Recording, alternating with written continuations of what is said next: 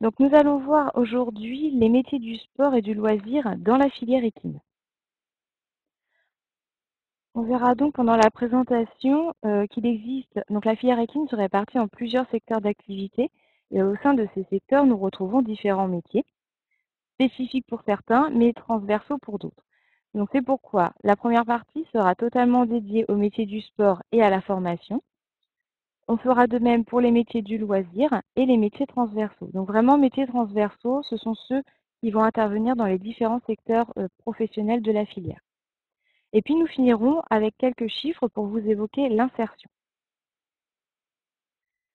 Donc la filière équine, comme certains le savent, est divisée en 5 grands secteurs d'activité. Au sein de ces secteurs, on retrouve donc les courses avec les galopeurs, les trotteurs, tout ce qui est santé, soins, comportement, tels que le vétérinaire, le maréchal ferrant, l'éthologue, l'équithérapeute, etc. Nous avons également les métiers annexes, qu'on peut aussi appeler métiers génériques, où là on va pouvoir retrouver secrétaire ou bien journaliste, euh, assureur, etc. Et les métiers d'élevage qui vont finalement reprendre aussi les secteurs du sport et du loisir et des courses, puisque on différencie les métiers, sachant qu'ils peuvent élever aussi bien des chevaux de sport que de courses, que de loisirs ou de boucherie. Mais ce soir, on va plutôt s'intéresser au secteur du sport et du loisir. Donc ce grand secteur, je voulais... Alors avec ça, ça va être encore mieux. Je l'ai redivisé en deux sous-parties. Alors d'un côté, le sport qui regroupe les disciplines olympiques telles que donc le dressage, le CSO, le cross, enfin le concours complet, mais aussi l'attelage, la voltige, etc. Au sein de ce sous-secteur, on va répertorier essentiellement 6 métiers tels que le cavalier soigneur, cavalier de compétition, coach et le groom. Mais on retrouve donc les métiers du loisir qui regroupent essentiellement tout ce qui va concerner l'enseignement de l'équitation, tels que l'animateur, l'enseignant d'équitation, l'instructeur, mais aussi le guide équestre pour la partie touristique. Et donc ici, on retrouve nos fameux métiers transversaux qui peuvent agir dans chaque secteur de la filière équine, puisqu'ils ont des compétences similaires et qui peuvent être transposables à d'autres secteurs. On retrouve ainsi l'agent d'entretien, le palefrenier soigneur et le responsable d'écurie. Donc durant cette présentation, nous allons reprendre chaque métier avec les formations qui vont avec. On va donc commencer avec les métiers du sport. Donc on retrouve nos 6 métiers avec le cavalier soigneur que nous appelons aussi le cavalier maison. Je vous dis ça parce que selon les offres d'emploi et selon les discussions, vous pouvez également retrouver ce nom. Alors, les métiers du sport ont la particularité de ne pas nécessiter obligatoirement de diplôme. C'est conseillé, mais non obligatoire, sauf pour le coach que nous verrons tout de suite. Pourquoi je vous dis ça? C'est-à-dire qu'on est sur des métiers où on va d'abord recruter pour les expériences et pour les compétences des personnes. Ainsi, le cavalier soigneur, on va lui conseiller de passer un bac professionnel conduite et gestion d'entreprise hippique, où il continuera d'étudier les matières générales tout en continuant d'apprendre l'équitation et à gérer une entreprise hippique. On proposera également un certificat de spécialisation du travail du jeune équidé, donc éducation, travail du jeune équidé, pour lui apprendre à valoriser, à travailler et débourrer les jeunes chevaux. Puisqu'il faut savoir qu'un cavalier maison, donc par définition, ne sort pas en compétition, mais reste à l'écurie pour dresser, éduquer et débourrer les chevaux. Et comme son nom l'indique, donc cavalier soigneur, il monte à la fois les chevaux, mais il est aussi responsable des soins et il assure la bonne santé. Mais il peut, selon les entreprises, assurer également l'entretien des écuries. Ce que je vous dis ce soir, donc ce sont en règle générale les missions qui sont confiées aux personnes dédiées à ce type de poste. Après, selon les écuries, on peut avoir des nuances. Certains demanderont que les débourrages, d'autres ne demanderont aucunement les tâches d'écurie, etc. Mais de manière générale, voilà ce qu'on peut retrouver pour chaque métier. Le cavalier soigneur, il peut développer donc sa carrière en étant soit enseignant à condition de passer le diplôme que nous allons voir par la suite, ou il peut évoluer vers le métier de coach ou de responsable d'écurie, mais aussi de cavalier de compétition. Il faut savoir que le cavalier de compétition, souvent, commence par ce métier de cavalier soigneur. C'est donc une évolution de carrière. Et donc, tout comme le cavalier soigneur, le cavalier de compétition est avant tout un athlète, c'est-à-dire qu'il est recruté, reconnu et il travaille du fait de ses résultats sportifs. Donc, on retrouvera les mêmes diplômes qui ne sont, je le répète, pas obligatoires mais fortement conseillés. Et son rôle à lui, ce sera de gérer la carrière des chevaux et donc de les sortir en compétition. C'est donc une personne qui va travailler essentiellement le week-end et qui est en déplacement très régulièrement. Je le dis pour ceux qui cherchent à s'orienter, voilà, il y a des caractéristiques à prendre en compte pour chaque métier. La personne devra également gérer la relation qu'il a avec ses propriétaires puisqu'il sera souvent l'intermédiaire lors de ventes de chevaux. À condition d'avoir son diplôme donc de DEGEPS, le cavalier de compétition peut évoluer vers le métier de coach ou directeur d'établissement ou encore marchand de chevaux. Donc ce fameux métier de coach, vu qu'il gère l'enseignement des cavaliers de compétition, il est obligatoire pour lui d'obtenir un diplôme du ministère des Sports, en l'occurrence donc le DEGEPS. Ce diplôme en fait va lui permettre d'encadrer des élèves lors de leur compétition. Donc il va mettre en place un planning de coaching et d'entraînement aussi bien pour le cavalier que pour le cheval pour les amener au plus haut de leur niveau. Il faut savoir donc que le coach, c'est soit une évolution de métier, mais ça peut être aussi cumulatif. Bien souvent, les coachs sont eux-mêmes cavaliers, tout comme un cavalier est à la fois cavalier, marchand de chevaux et coach. Les trois fonctions peuvent aussi se cumuler. C'est pourquoi on parle de polyvalence dans cette filière. Un métier de l'ombre, mais un métier indispensable, celui de groom. C'est vraiment un métier qui se développe et qui est en grande demande par les professionnels. Donc c'est-à-dire que le groom, lui, va plutôt soigner les chevaux, le préparer pour le cavalier. Il va être maître de son transport, donc gérer toute la logistique avant, pendant et après le transport. Voilà. Donc également, le groom peut être soit groom du cavalier soigneur, et donc dans ce cas-là, il va rester plus souvent à la maison, donc à l'écurie, ou alors être le groom d'un cavalier de compétition, et dans ce cas, il sera amené à se déplacer sur les terrains de concours, notamment le week-end. Pour être groom, aucun diplôme n'est obligatoire. Après, il est conseillé de suivre un CAP palefrenier soigneur pour apprendre les rudiments du métier et la gestion en toute sécurité de l'animal. Également, un bac pro CGEH peut être apprécié.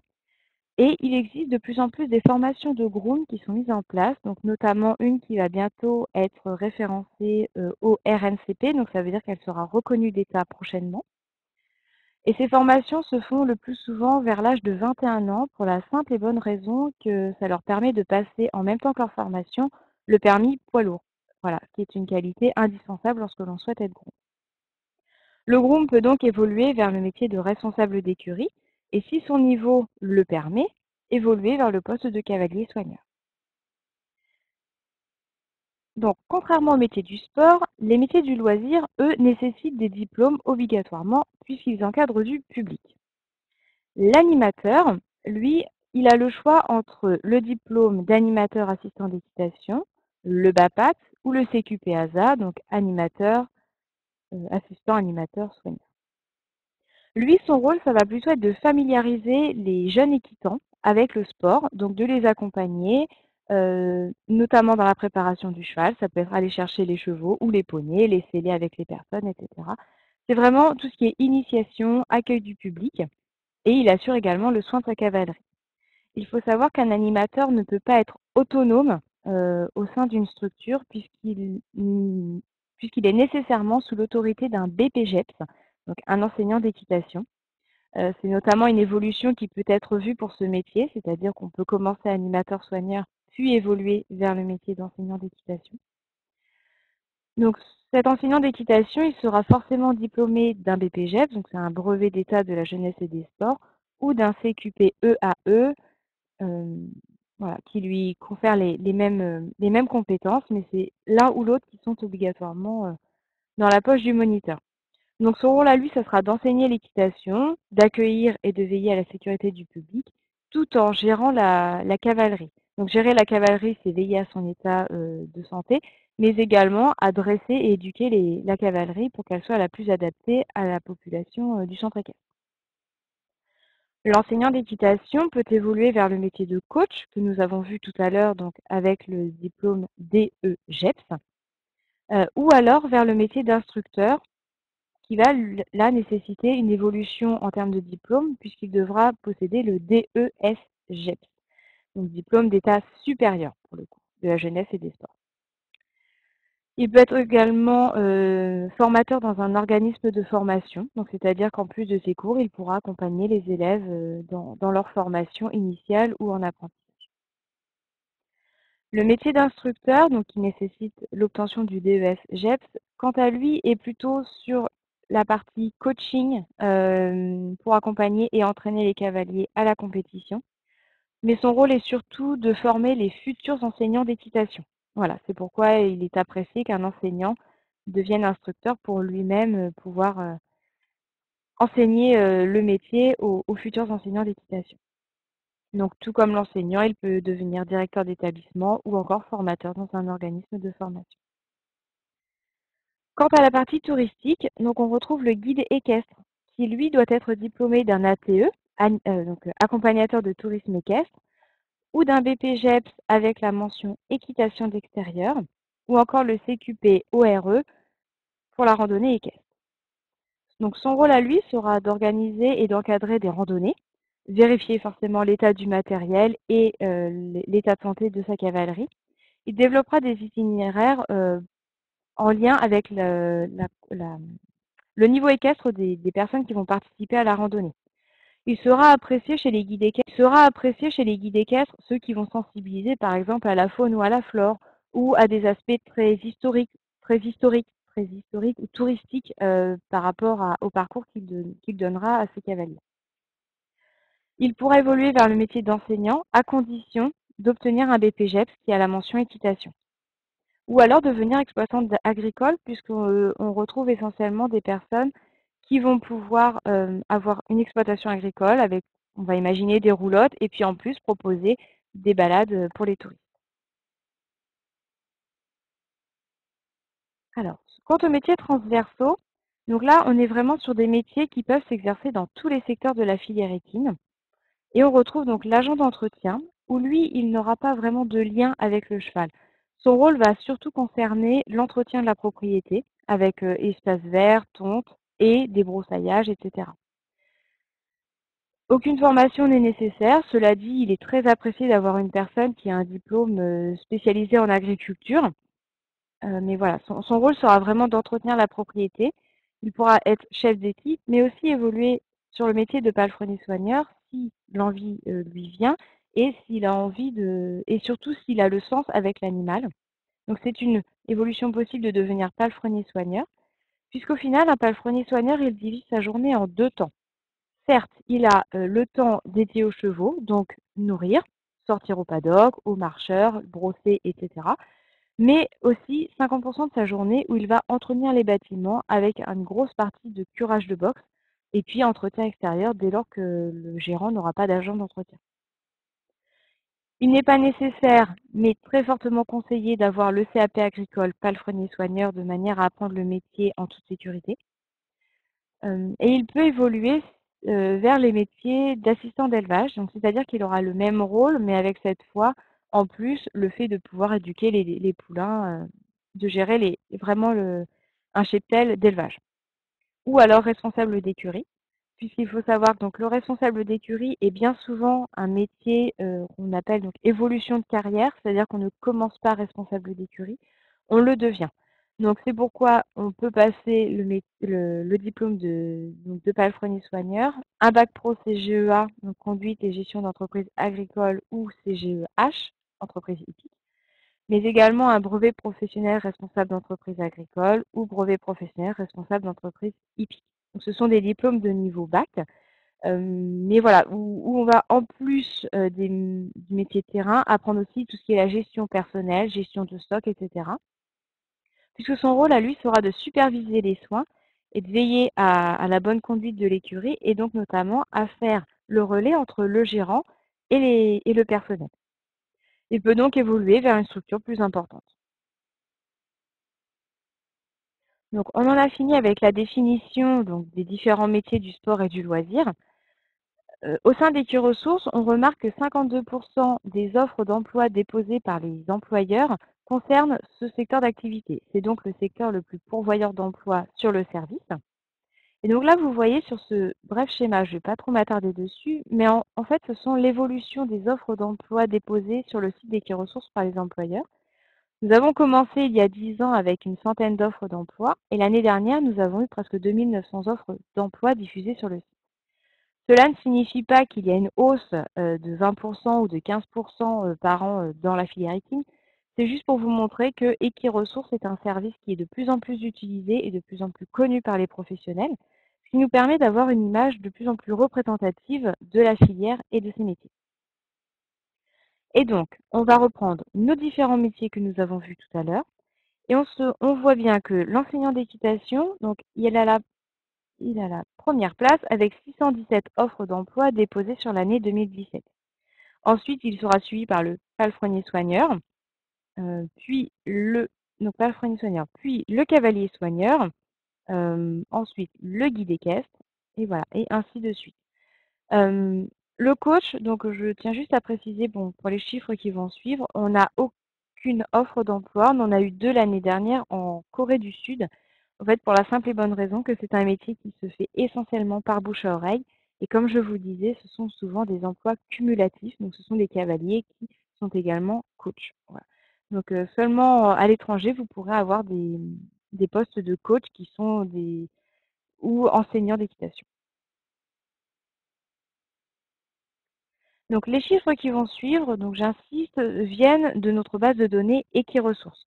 Donc ils peuvent être représentatifs de la filière, mais ça ne signifie pas qu'il n'y a que les offres sur Equiresources en termes d'emploi. Le bouche à oreille est l'un des moyens le plus utilisés par les professionnels pour recruter. Donc j'ai regroupé sur cette diapositive, donc sur cette première carte qui regroupe les offres d'emploi diffusées en 2017 pour les métiers d'enseignement. Donc ici sont regroupés l'animateur et le moniteur d'équitation. On remarque que c'est donc sur le secteur de l'Ouest et du Sud qu'on va retrouver le plus d'offres d'emploi. Alors juste une petite précision, les chiffres valent pour les nouvelles régions, mais ma carte est sectorisée avec les anciennes régions. C'est pourquoi il y a des régions qui n'ont pas de chiffres. Donc par exemple, on va prendre la Normandie où en fait ça concerne l'ex-Basse-Normandie et l'ex-Haute-Normandie. Voilà. Donc juste une petite précision statistique. Et donc sur ce métier d'enseignant d'équitation, on remarque que 49% des offres proposées sont en CDD contre 39% en CDI. Au sein de ce CDI, on remarque que 82% sont proposés à temps plein contre 17% à temps partiel. Donc à chaque fois, pour chaque métier, j'ai utilisé ce schéma pour vous montrer un petit peu les tendances. Donc, tout comme le guide équestre, en fait, on s'aperçoit qu'on a essentiellement du CDD de proposé dans l'enseignement et dans la partie touristique, donc dans tout ce qui est donc dans les métiers du loisir à proprement parler. On a essentiellement du CDD puisqu'on fonctionne sur les saisonnalités. Donc les postes sont essentiellement demandés sur la période estivale et les vacances scolaires, mais aussi le mercredi et le samedi. Donc ça peut expliquer également les CDI à temps partiel. Voilà. Alors, donc, on a également de plus en plus de dépôts d'offres d'indépendants. Donc, c'est-à-dire que c'est un métier qui se développe on va dire en freelance. Donc, c'est des personnes indépendantes qui vont proposer des prestations de services.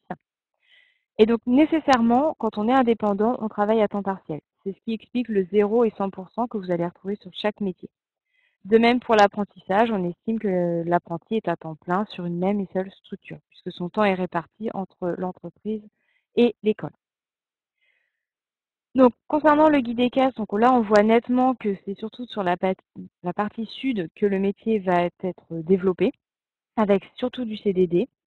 Et le CDI, lui, on a remarqué qu'il ne comportait aucun temps partiel, pour la simple et bonne raison que finalement, en basse saison, le guide équestre va devoir être polyvalent puisqu'il lui sera demandé notamment de faire les tâches d'entretien ou les tâches de palefrenier. Voilà, en fait, il sera aidé lors de la saison par des postes, par un palefrenier par exemple, mais en basse saison, ce sera à lui d'effectuer la totalité des tâches. Donc dès lors qu'un guide équestre est polyvalent, il peut prétendre à un CDI en temps plein. Voilà. Mais c'est vrai que l'essentiel de la profession s'exerce sur les saisons, s'exerce sur la saison. Alors, donc sur les métiers du sport, donc pareil que l'enseignement, j'ai regroupé les cavaliers soigneurs, mais aussi les cavaliers de compétition, où là, on va être surtout sur les secteurs du nord-ouest, avec une grosse partie en Normandie et en Île-de-France, avec cette fois plus de proportions en CDI, donc c'est-à-dire qu'on aura 44% des offres publiées qui proposeront un CDI avec du temps plein. Voilà, on a très très peu de temps partiel dans le secteur du sport puisque les journées sont bien chargées. Et on remarque donc finalement les grooms suivent les offres de cavaliers soigneurs, ce qui est totalement logique puisque dès lors qu'une entreprise va recruter un cavalier, bien souvent, si elle en a les moyens, elle va avoir besoin d'un groom pour accompagner son cavalier. Donc là, on voit très nettement que 95% des offres sont proposées pour les grooms en CDI avec très très peu de temps partiel. Le temps partiel pour les grooms, finalement, ça s'explique par des missions qui leur sont confiées. Donc, ils peuvent être recrutés pour juste tondre les chevaux ou juste pour aller les préparer en compétition, etc. Et donc, en fait, on s'aperçoit là également dans le sport que les indépendants prennent de plus en plus de place, puisqu'on a 10% et 8% des offres qui sont proposées en freelance. Donc là encore, la personne est forcément à temps partiel et va exécuter des missions très limitées dans les écuries. Donc pour le cavalier, il va avoir un piquet de chevaux qui va se limiter par exemple à ne monter que le matin et partir dans une autre écurie l'après-midi. Alors l'apprentissage, je tiens aussi à préciser, les chiffres ne sont pas exhaustifs puisque la majorité du temps, les employeurs passent directement par les organismes de formation pour trouver leurs apprentis. On est voilà, donc il y a le bouche à oreille en première partie pour les offres d'emploi. Ensuite, on a Equiresources et pour les apprentissages, ils passent d'abord par les organismes de formation et ensuite par Equiresources. Donc sur les métiers transversaux, bien évidemment, on va retrouver plus d'offres d'emploi réparties dans toute la France, puisque là, ça concerne aussi bien le sport que le loisir. Alors, on remarque donc pour le palefrenier soigneur qu'on a également une forte tendance vers le CDI, puisqu'on est quasiment à 48% des offres en CDI, avec une grosse part de temps plein, tout comme le responsable d'écurie. J'ai envie de dire un responsable d'écurie, il est d'autant plus en temps plein et en CDI puisque c'est une personne de confiance qui fait le lien entre, encore une fois, le gérant et le personnel de l'écurie.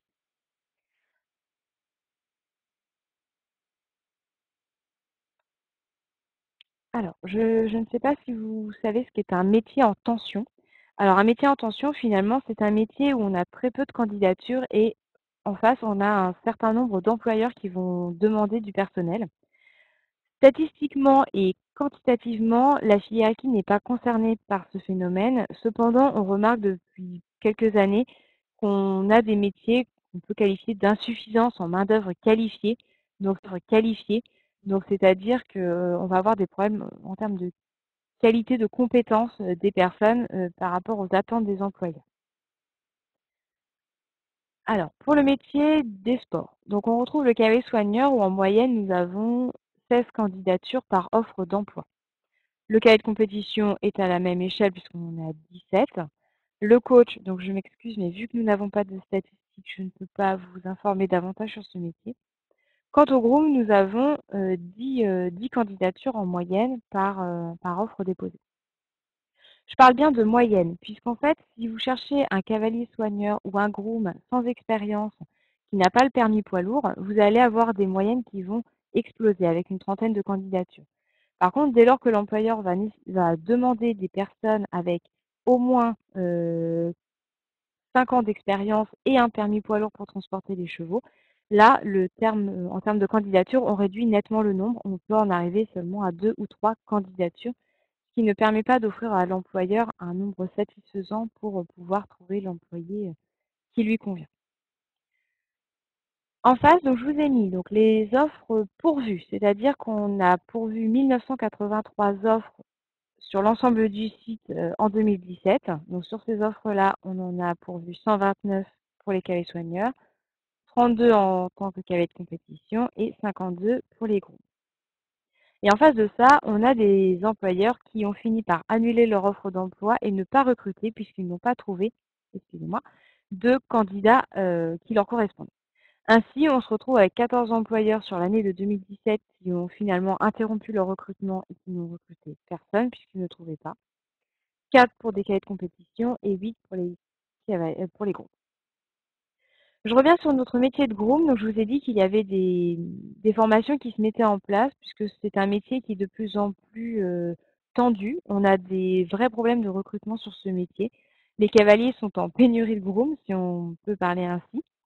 Dès lors que la personne, comme je vous l'ai évoqué, donc, a besoin donc de son permis poids lourd, une expérience en concours, puisque gérer des chevaux de centre équestre et gérer des chevaux de concours, il y a quand même des savoir-faire supplémentaires.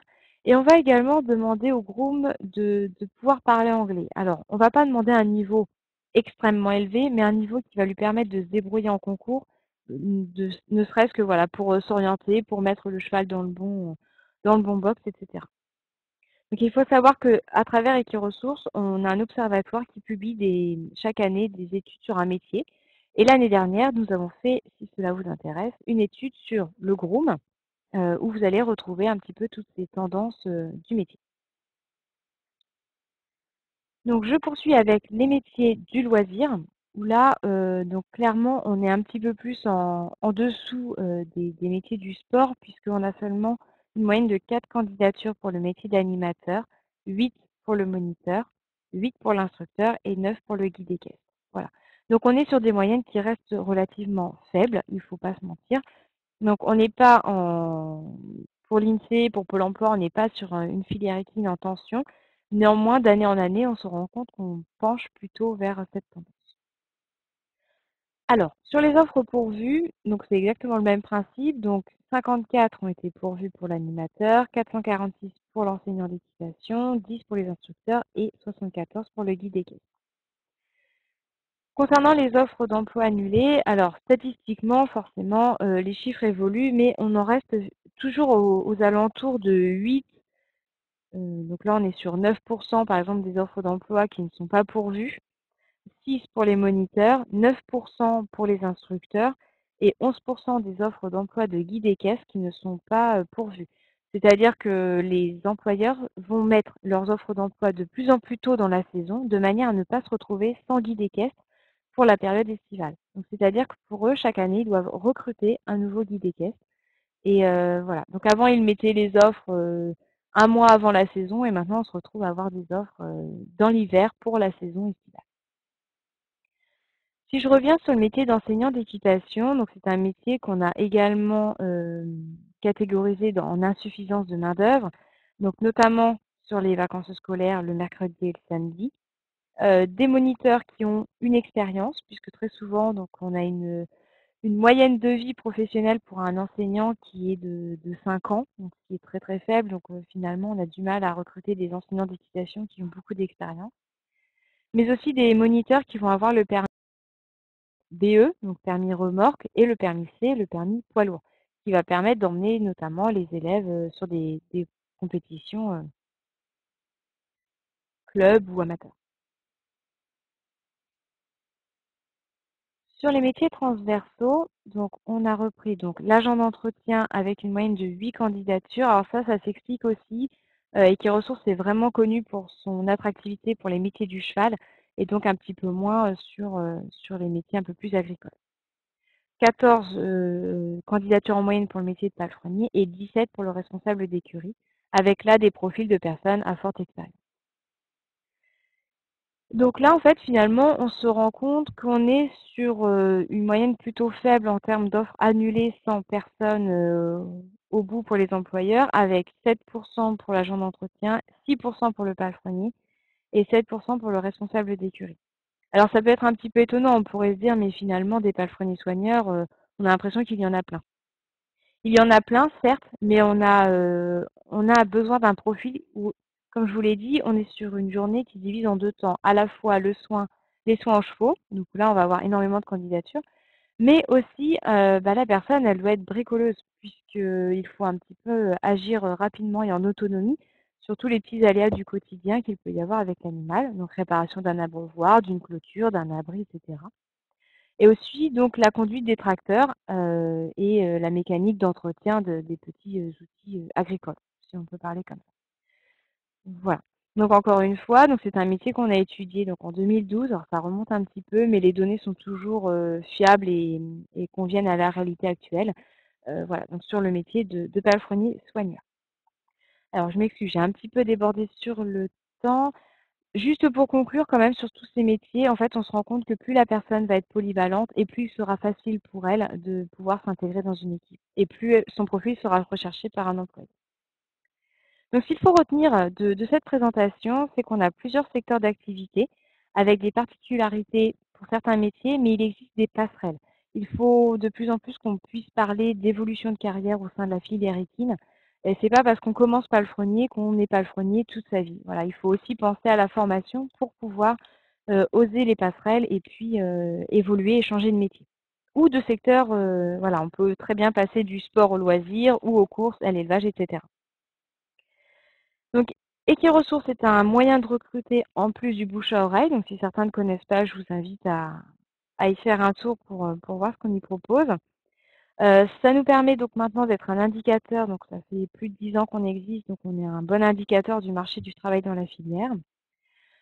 Concernant les offres d'emploi, donc majoritairement dans le sport, on va proposer des CDI à temps plein. Contrairement au loisir, on sera davantage sur du CDD pour pallier aux besoins saisonniers à temps plein. Voilà, le temps plein est vraiment prédominant dans la filière équine.